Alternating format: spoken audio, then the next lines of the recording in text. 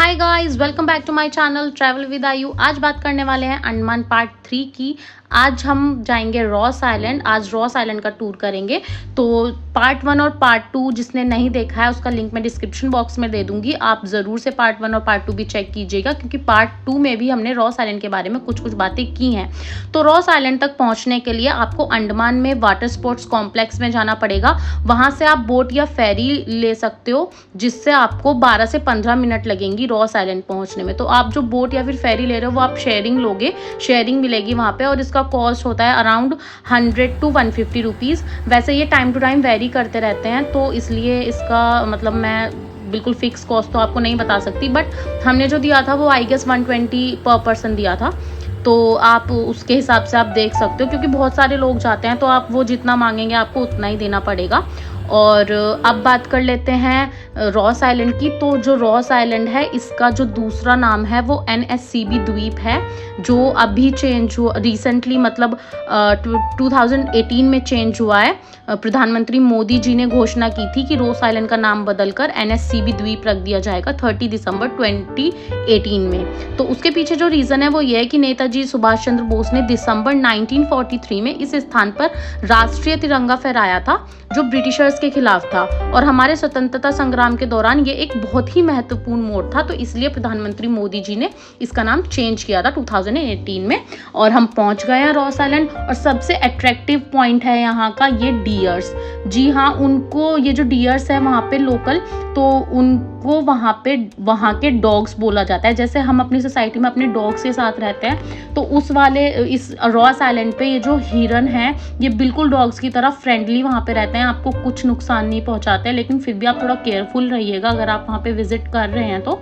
और इनको फीड कराने के लिए आप खुद से नारियल पानी पी सकते हैं, और जो नारियल के अंदर जो मलाई निकलती है उनसे आप इनको भी फीड करा सकते हैं। इनके साथ खूब अच्छे से आप फोटोज़ क्लिक कर सकते हैं, वीडियोस बनवा सकते हैं, बट ध्यान रखिएगा कि आप एनिमल्स के कंफर्ट जोन को ब्रेक ना करें और दूर दूर से ही फोटोज़ वीडियोस बनाएं, क्योंकि एनिमल्स आर एनिमल्स, तो आपके लिए थोड़ा खतरा हो सकता है। इनफैक्ट वैसे ये कुछ कहते नहीं है, बट फिर भी आपको अपनी तरफ से थोड़ा सा प्रिकॉशन लेने की नीड है, तो आप उस चीज़ का थोड़ा सा ध्यान रखिएगा। हमने भी बहुत सारे फ़ोटोज़ और वीडियोज़ इनके साथ बनवाया, क्योंकि बहुत ही सुंदर लग रहे थे। सारा एक साथ इनका पूरा का पूरा झुंड रहता है। ये ऐसा नहीं है कि सब झुंड में ही रहते हैं, कोई कोई आपको कहीं बैठा मिलेगा, कोई कहीं बैठा मिलेगा, हर जगह मतलब उस पूरे आइलैंड पे ये डियर इधर से उधर घूमते आपको मिल जाएंगे। तो आप कहीं भी इनके साथ फोटोशूट करा सकते हो। बीच में एक ऐसी जगह है जहाँ पे ये सब एक साथ देखने के लिए मिल जाते हैं, तो आप वहाँ पे आप वीडियोस वगैरह भी बनवा सकते हो।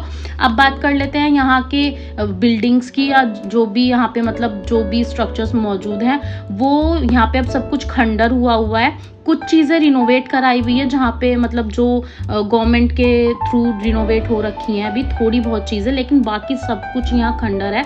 ये जो आइलैंड है ये तब से ऐसा हो गया जब जापानी सेना ने इस पे आक्रमण किया था।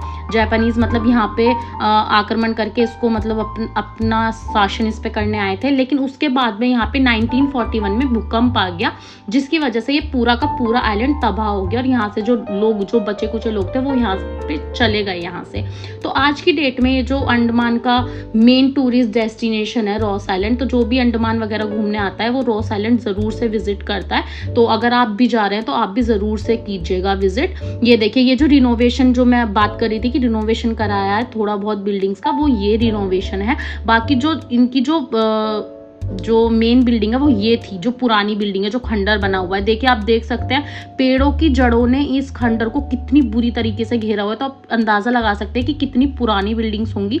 वैसे जो ड्राइवर है जो इस कार में आपको लेके जा रहे हैं वो आपको सब कुछ इस चीज़ के बारे में बता देंगे कि यहाँ पे जो बिल्डिंग्स है वो क्या क्या बेकरी है, या फिर जो वहाँ पे कमांडर थे उनका घर कौन सा है, और चर्च कहाँ पे है, और पोस्ट ऑफिस कहाँ पे, मतलब सारी चीज़ें यहाँ पे खंडर बनी हुई हैं, बट वो आपको फिर भी डेमोन्स्ट्रेशन देते हुए चलेंगे। फिर हम चले जाते हैं कहाँ, जहाँ पे लोन सेलर स्टैचू है वहाँ पे विजिट करने के लिए जाते हैं। इसके लिए आपको बहुत सारी सीढ़ियाँ उतरनी पड़ेंगी, तो मेक श्योर आपने अच्छे क्वालिटी के और अच्छे वॉकिंग शूज़ या फिर स्नीकर्स पहने हुए हैं, ताकि आपके पैर दर्द ना करें, और आपके पास खूब अच्छे से आपने सनस्क्रीन लगा रखी हो, और वाटर बॉटल्स आपके पास हो, और एक हैट भी हो जिससे आपको धूप में या फिर कोई अम्ब्रेला हो जिससे आपको धूप में प्रॉब्लम ना हो। और देखो फ्रेंड्स कितना प्यारा सीन है, कितना प्यारा सिनेरियो है। यहाँ पे डबल कलर का वाटर आपको देखने के लिए मिल जाएगा, बिल्कुल साफ पानी है इस बीच पे। अंडमान का सी है ये, चारों तरफ अंडमान सी ने इस जगह को पूरी तरीके से घेरा हुआ है। और यहाँ पे जो ये स्टैचू है वो है लोन सेलर स्टैचू। और कहा जाता है कि जो पोर्ट ब्लेयर का जो पोर्ट है, जो बंदरगाह है, ये उसके रास्ते को देखने वाली जो लोन सेलर की स्टैचू है, ये नेताजी सुभाष चंद्र बोस द्वीप पर सदा निगरानी पर रहती है। और ये उन लोगों के लिए सम्मान के रूप में बनाया गया है जो जिन लोगों ने समुद्र में वीरता पूर्वक काम किया था और वो वापस नहीं लौट सके, तो उनके लिए ये जो मतलब स्टैचू है, लोन सेलर स्टैचू, वो बनाया गया। देखो यहाँ पे हमको एक फिश मिल गई थी बहुत सुंदर सी, तो मैंने उसको भी कैप्चर करने की कोशिश करी थी कैमरे में। बहुत प्यारी फिश थी, येलो और ब्लू कलर की। उसके बाद हमने कुछ फोटोज क्लिक कराए क्योंकि बहुत सुंदर सिनेरियो आ रहा था वहाँ का, बहुत प्यारा व्यू था। और ये अंडमान सी का जो मतलब बहुत मोस्ट ब्यूटीफुल आप बोलोगे, तब सुंदर सिनेरियो है। ये फ्लैग पॉइंट है यहाँ पे, मतलब कमांडर इन चीफ जो है अंडमान और निकोबार के, उन्होंने ये फ्लैग यहाँ पे लगवाया था। और उसके बाद आप देख सकते हो कि ये जो स्टैचू की मैं बात कर रही थी, लोन सेलर स्टैचू, ये यहाँ पे है। और आपको बता दूं, अगर आप यहाँ पे आ रहे हो तो आपके लिए कुछ टिप्स है। जैसे कि मैंने आपको बताया कि just wear comfortable walking shoes और स्नीकर्स, क्योंकि आपको बहुत ज़्यादा यहाँ चलना पड़ता है। And bring sunscreen, water bottle, hat और umbrella must. You can must bring hat or umbrella, and you can also take some snacks in your bag because वहाँ पे आपको 2 से 2.5 घंटे घूमने में लग सकते हैं। और वहाँ पे सिर्फ शायद एक ही फूड कोर्ट है जो स्टार्टिंग में ही पड़ जाता है, तो इसलिए मेक श्योर कि आप थोड़ा बहुत कुछ खाने के लिए रख लें, क्योंकि 2-2.5 घंटे का घूमने फिरने के बाद आपको ज़रूर से भूख लग सकती है। और अब हमने यहाँ पे सारा सब कुछ विजिट करके अब हम लोग वापस जा रहे हैं। तो वापस जाने के लिए फिर से आपको वही उसी फेरी पे आना है जिससे आप गए थे, क्योंकि जो आपसे वो जो पैसे लेते हैं वो आने और जाने दोनों का किराया लेते हैं। तो 120 मैंने जैसे आपको बताया कि हमने 120 रुपीज़ पे किया था, तो वो हमारा आने और जाने का दोनों का था 120। तो ये बोट वाला आपको बता देगा कि आपको 2 से 2.5 घंटा या 3 घंटे में आपको वापस आना है, और वो बोट वाला आपको वहीं पे खड़ा हुआ मिल जाएगा। अब हम वापस आ गए हैं अंडमान के वाटर स्पोर्ट्स कॉम्प्लेक्स में। तो आज के लिए बस इतना ही, अगली बार मिलते हैं नेक्स्ट व्लॉग में। तब तक के लिए like, share, subscribe, and please do visit my channel and see all the videos. They all are amazing. Please like, comment, share and subscribe. Till then, bye bye.